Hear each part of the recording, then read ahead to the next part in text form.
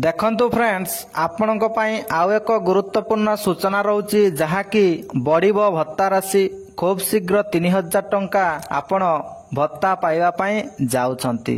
तो केउ माने पाइबे केमिति पाइबे वीडियो रे डिटेल्स रे आलोचना हबो, किंतु ता पूर्वरु आपण मानक पई छटिया अनुरोध जदि चैनल को प्रथम थर पई विजिट करथिबे तबे निहाती भाबरे चैनल को सब्सक्राइब करिवे एवं ता सहित भिडियोटी जदि भल लागिबो ताले निहाती भाबरे छोटिया लाइक मध्य करदेबे।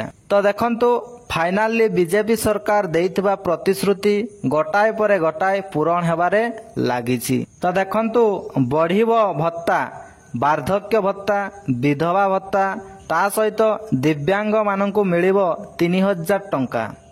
तो राज्य सरकार विभिन्न वर्ग रे लोकंकु मिलुथिबा भत्ता परिमाण बढ़ाइबे।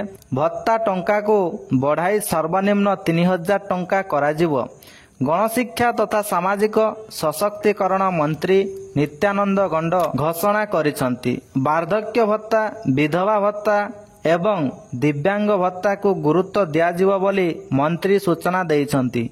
से कहिसंती निर्वाचन पूर्वरु बीजेपी भत्ता वृद्धि करबाकू संकल्प पत्र रे प्रतिश्रुति देइथिला, ताकू पूरण करबाकू जाई विभिन्न वर्गर भत्ता बढ़ाइबाकू सरकार चिंता करूछंती।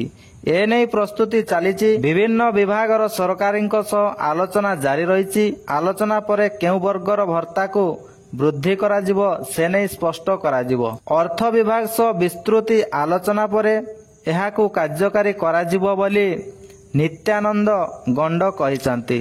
तो जेउ मानकर बयस हेउची निहाती भाबरे यथाशीघ्र आवेदन करंतु एवं जदि आपनक पाखरे पैसा नाही तेबे डिस्क्रिप्शन रे वीडियो रो लिंक मु देइ देछि। केमिति निज मोबाइल रे निजे बिल्कुल फ्री रे आपण आवेदन करि परिबे।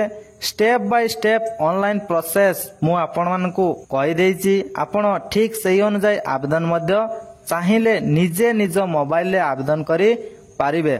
यह व्यतीत सुभद्रा योजना मध्य खूब शीघ्र कार्यकारी हेबाकू जाउछि। तो सॉरी फ्रेंड्स, डेली अपडेट देइ पार नाही, टिके प्रॉब्लम चलीछि कार्य व्यस्तता तथा आगो को एग्जाम रहितबारु।